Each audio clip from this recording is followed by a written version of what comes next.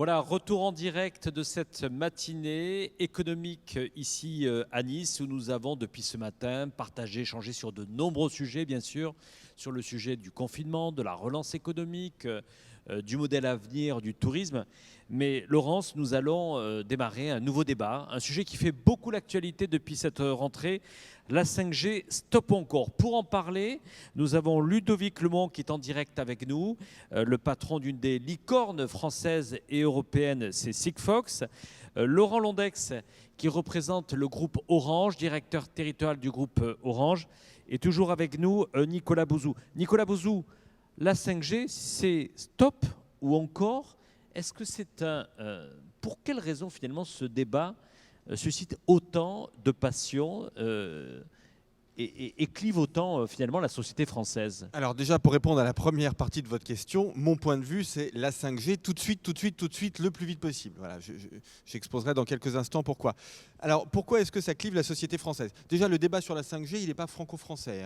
En Allemagne, il y a un débat. Au Royaume-Uni, il y a un débat. Ce qui est peut-être plus baroque en France, c'est le fait qu'un certain nombre d'élites politiques, notamment, mais aussi intellectuelles, ont pris parti pour un moratoire, voire contre la 5G. Ça, c'est vrai que c'est quelque chose qu'on retrouve beaucoup moins dans les autres pays, parce qu'en France, traditionnellement, pour des raisons historiques, pour des raisons culturelles, il y a une méfiance envers la technologie qui est assimilée, d'ailleurs parfois à tort, en tout cas ça pourrait se discuter, mais à une forme de libéralisme à l'anglo-saxonne qui est assez mal vue en France. Donc ça explique, c'est une spécificité française. Alors pourquoi est-ce que, moi je pense qu'on a besoin de la 5G tout de suite, parce que la 5G, contrairement à ce qui est dit parfois dans le débat public, c'est moins une nouvelle façon de consommer qu'une nouvelle façon de produire.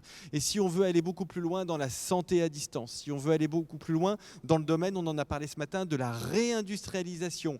Les usines du 21e siècle, ce sont des usines qui font converger des robots, des imprimantes 3D, du numérique, de l'intelligence artificielle. Ça ne peut fonctionner qu'avec la 5G. Les nouveaux moyens de transport, très importants pour faire des Smart City, on en a parlé ce matin aussi, la voiture autonome électrique, elle a besoin de la 5G. Et donc, je considère que la 5G est une nécessité absolue pour continuer de demeurer un pays prospère. Ces prochaines années, vous savez, pour la croissance et la prospérité, il n'y aura que deux choses, le travail et l'innovation. Et l'innovation, elle a absolument besoin de la 5G. Et un tout dernier mot sur les questions de moratoire, puisqu'on parle beaucoup de moratoire. C'est un terme que je trouve extrêmement nocif, et c'est une idée que je trouve extrêmement nocive, parce qu'en France, sur les sujets d'innovation technologique, nous avons déjà énormément de retard. Donc on n'est pas du tout dans la position d'un pays en avance qui pourrait dire on va prendre un peu de temps pour réfléchir. Non,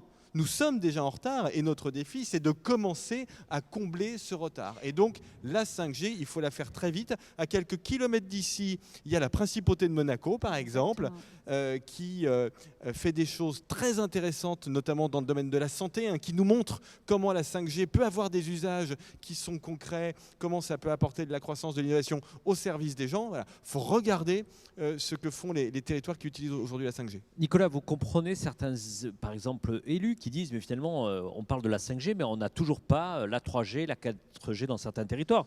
On va en parler avec Laurent Londex d'Orange qui nous suit, mais est-ce que avant de faire la 5G, faut-il faire d'abord ce haut débit de 3G, de 4G Non, bien sûr que non. C'est un argument qui est complètement faux. L'une de nos amies sur un forum similaire, Aurélie Jean, nous l'a parfaitement expliqué il y a quelques semaines.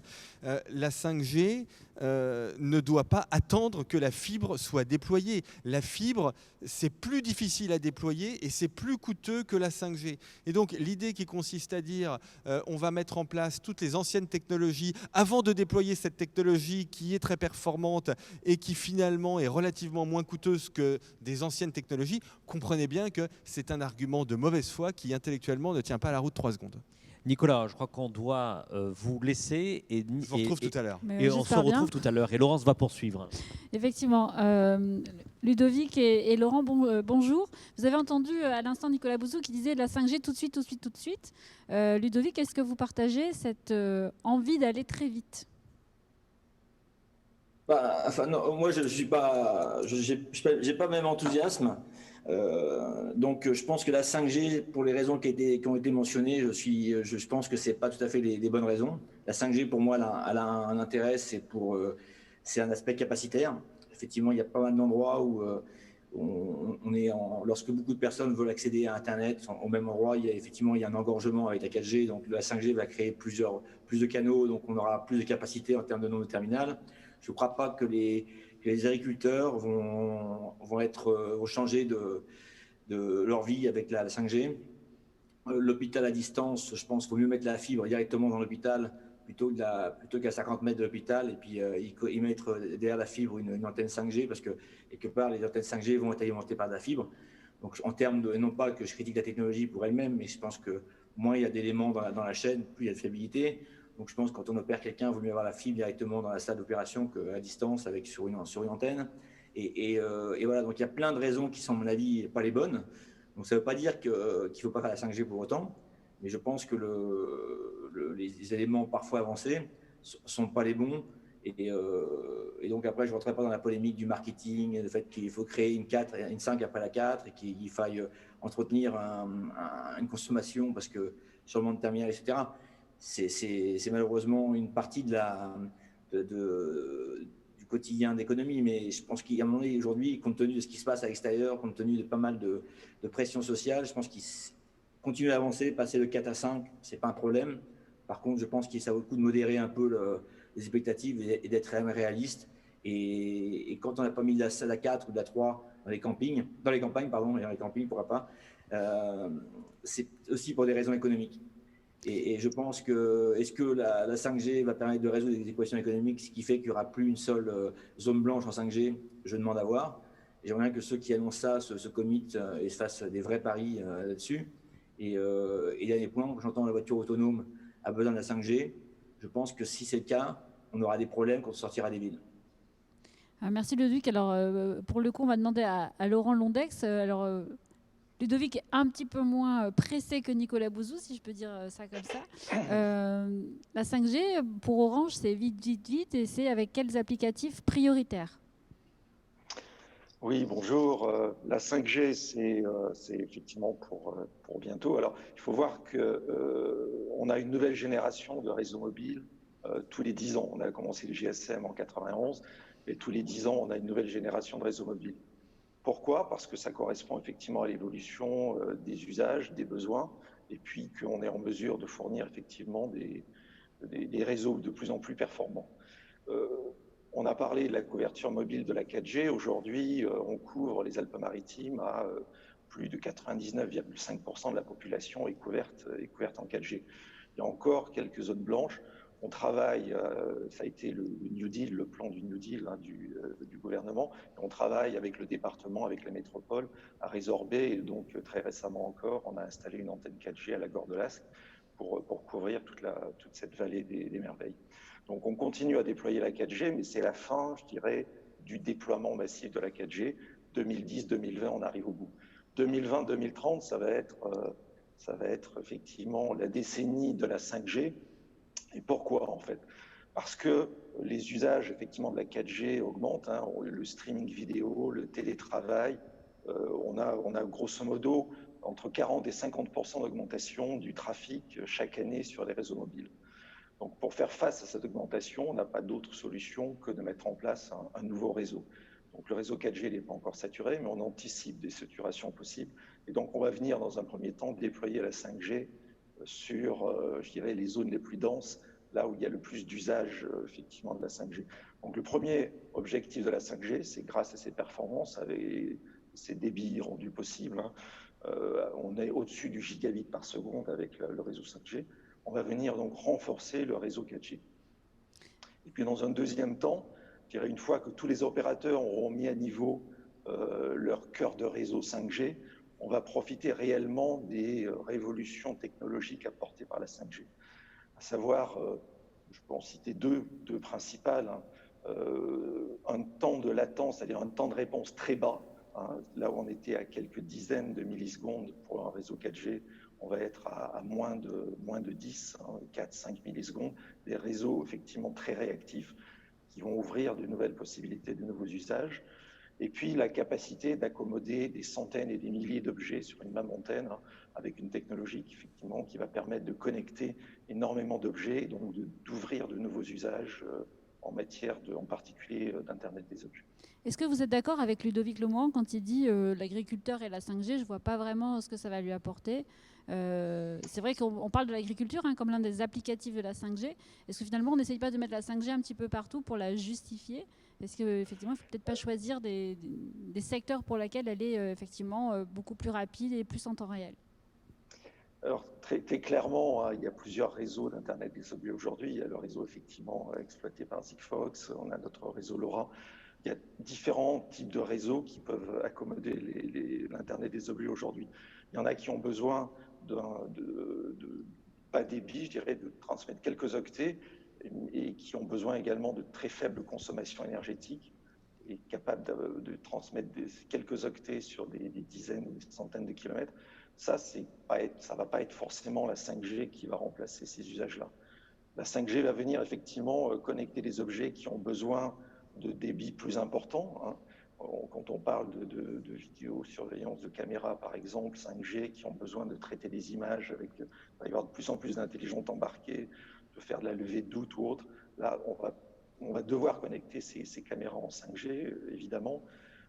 On parlait, moi je pense que les véhicules autonomes et le déploiement de la 5G va être assez massif et que pour gérer des choses qui ont besoin d'un temps de latence très faible, hein, et en particulier des objets, des véhicules autonomes qui ont besoin de réagir en 5 millisecondes, la 5G va être utile.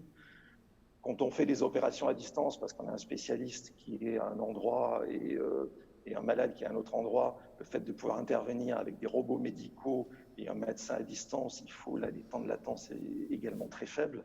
Donc on va bénéficier effectivement de ces débits, de ces temps de latence. Et là, je ne vois pas d'autres technologies aujourd'hui que la 5G qui peuvent apporter ça, y compris d'ailleurs dans le cadre de l'industrie 4.0. On va avoir des usines qui vont être industrialisées. Et la supervision effectivement de ces usines, la capacité de réagir très rapidement avec des réseaux qui sont sécurisés, pour moi, c'est bien la cible de la 5G. Alors, Ludovic Lemoine, vous parlez vous de 0G, c'est l'idée que vous défendez avec Sigfox. Vous pouvez développer votre vision de la 0G? Oui, ce qu'a dit tout à l'heure Laurent, je pense que ce qui est juste, c'est que le fait qu'il y a différents types d'objets, différents types de besoins, en vraiment, je dirais, de la taille des messages. Effectivement, une vidéo en 0G, il va passer quelques années pour la passer. Et donc, et la latence, c'est un peu pareil.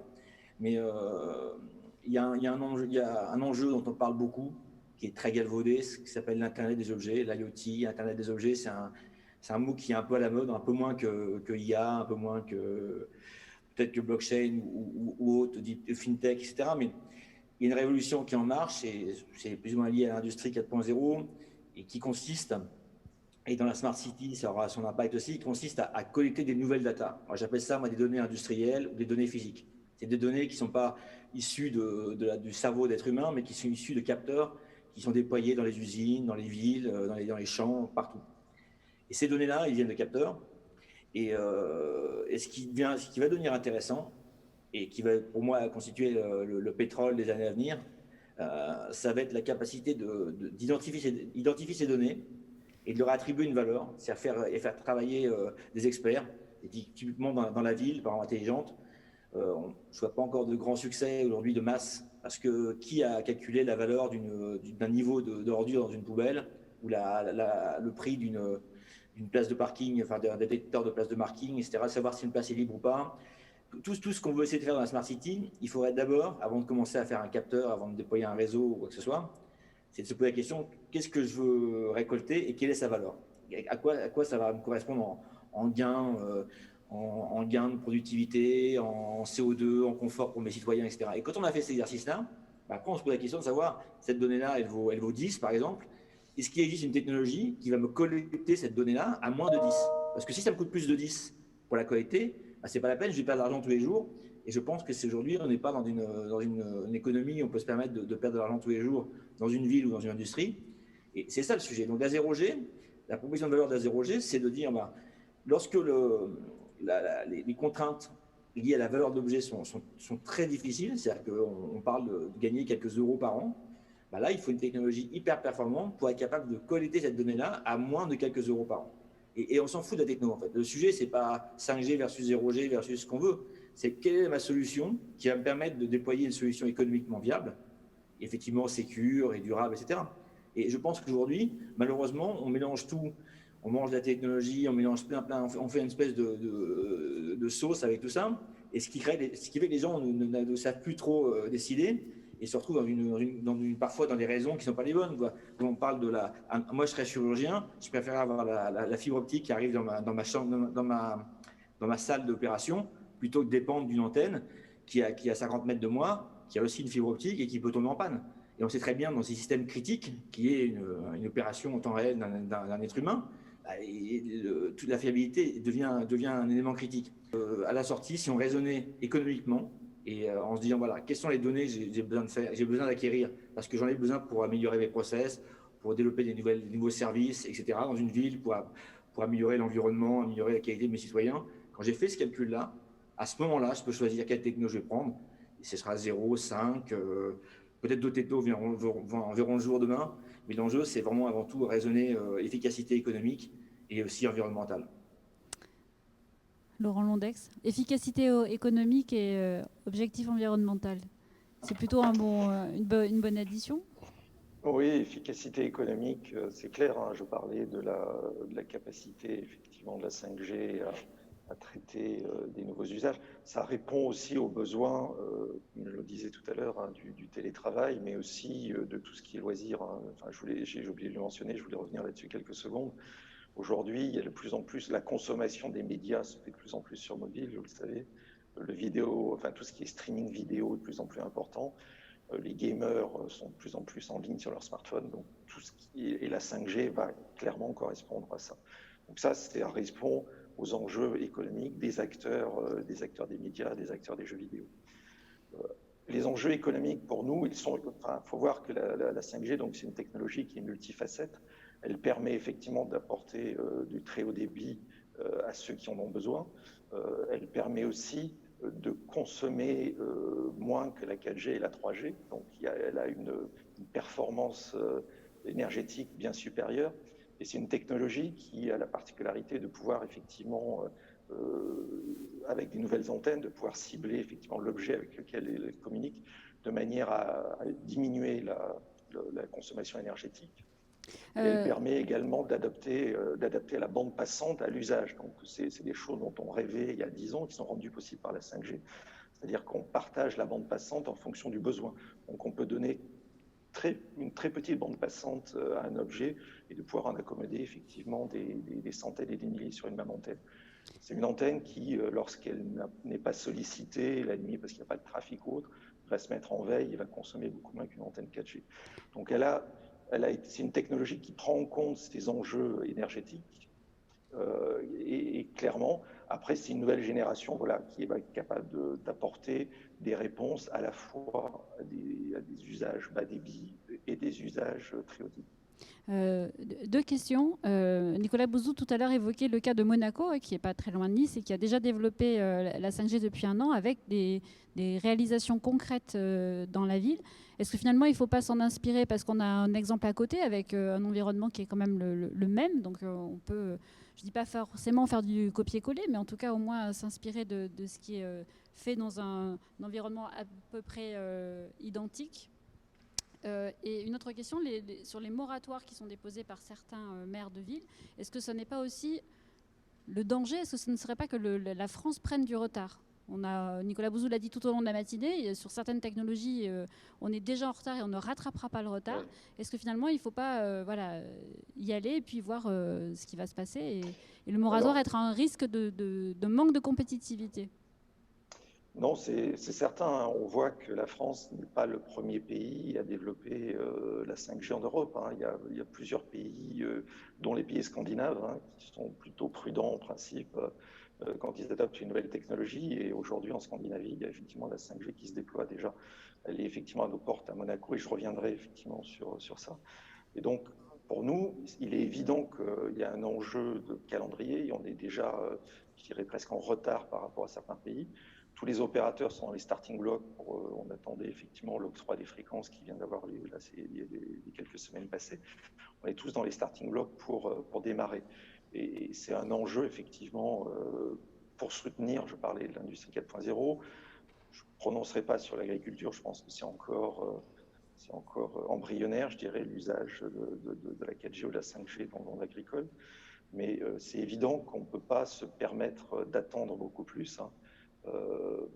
Il y a effectivement, à mon avis, une urgence par rapport à la compétitivité de la France globalement sur ce marché-là et des industriels français qui pourraient bénéficier effectivement de l'apport de cette nouvelle technologie. De ce côté-là, voilà, c'est clair. Pour revenir au moratoire, je pense qu'on a vécu ça. À chaque fois qu'il y a une nouvelle technologie, on a vécu ça avec la 3G, on a vécu ça avec la 4G. La première année du lancement de ces nouvelles technologies, il y a toujours effectivement certaines personnes qui s'inquiètent de cette nouvelle techno. Il faut voir que la 5G fonctionne sur la bande des 3,5 GHz, qui est très proche de celle de la 4G, qui est à 2,4. Il n'y a pas plus d'émissions, je dirais pas plus de puissance dans un cas ou l'autre. Donc, voilà, on a un peu de mal à comprendre ces moratoires, mais il se trouve que chaque fois qu'on lance effectivement une nouvelle technologie, certaines personnes s'inquiètent effectivement de l'impact qu'elle pourrait avoir. Aujourd'hui, des tests ont été faits, donc il n'y a pas à s'inquiéter en 5G plus qu'en 4G sur 2,4 GHz. Ludovic, donc voilà, on va demander à Ludovic s'il pense, si on l'a toujours avec nous. Oui, je suis toujours là. Oui. Non, moi je pense pas. Il y a plusieurs choses. Déjà, j'entends que la 5G, on en a besoin. Je suis perplexe parce qu'en fait, on va être avant tout acheteur de technologie, parce que je pense que aussi bien les téléphones, les terminaux, on va dire, que les infrastructures pour construire ces 5G-là sont réalisées par des entreprises étrangères, chinoises, américaines ou autres. Donc déjà, on va être plutôt consommateur au départ, ça va être et après, on va vendre de nouveaux services. Mais le problème qu'on a, c'est qu'en faisant de la 5G, on va pas avancer en termes de compétition.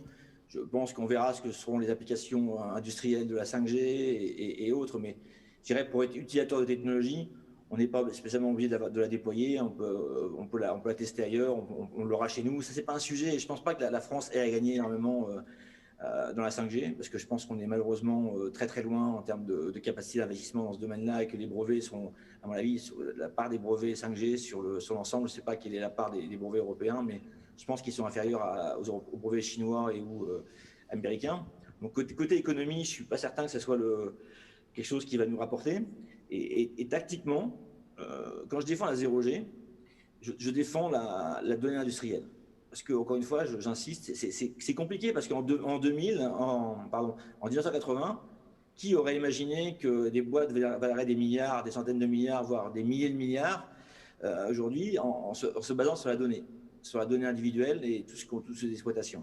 La donnée industrielle, ça va être pareil, voire même plus massif. Mais aujourd'hui, on est en 2020 et cette visibilité-là, c'est encore dans la brume.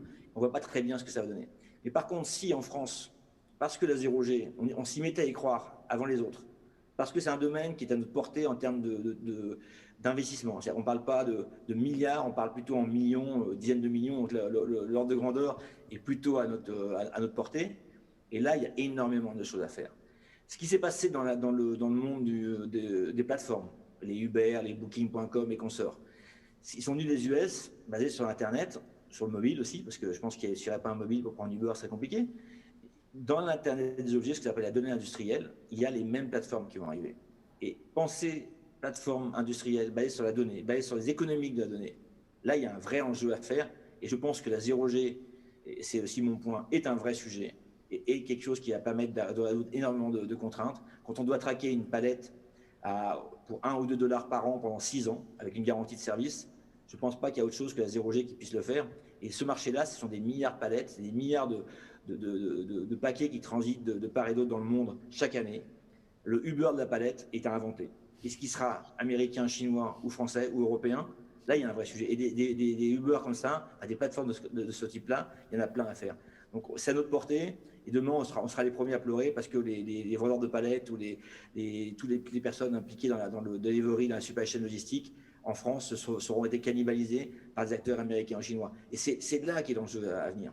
Et la 5G, je ne suis pas contre, je ne suis pas du tout réfractaire à la technologie, mais je pense qu'il faut l'utiliser correctement si on ne veut pas avoir demain les mêmes constats qu'on fait aujourd'hui.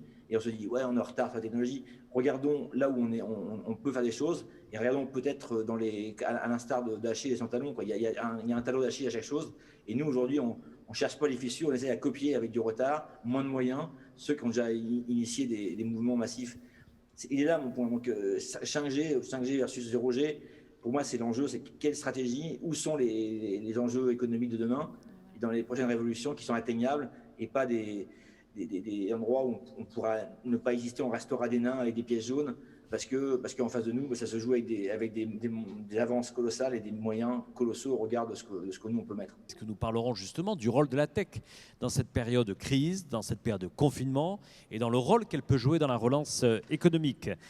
Merci en tous les cas à Laurent Laudex qui était avec nous en direct, qui dirige le groupe Orange à l'échelle de cette belle région ici Sud et la Côte d'Azur. Merci à vous Laurent. On va laisser place, chère Laurence, à Laura Tedouji qui, chaque lundi, avec la Tribune et BPI France, nous organisons l'Afterwork à 19h30 pour mettre en avant toutes ces belles initiatives de toutes ces startups dans toutes les régions françaises. Elle va nous retrouver ici avec quelques startups qu'elle va vous présenter avec vous, Laurence. À tout à l'heure.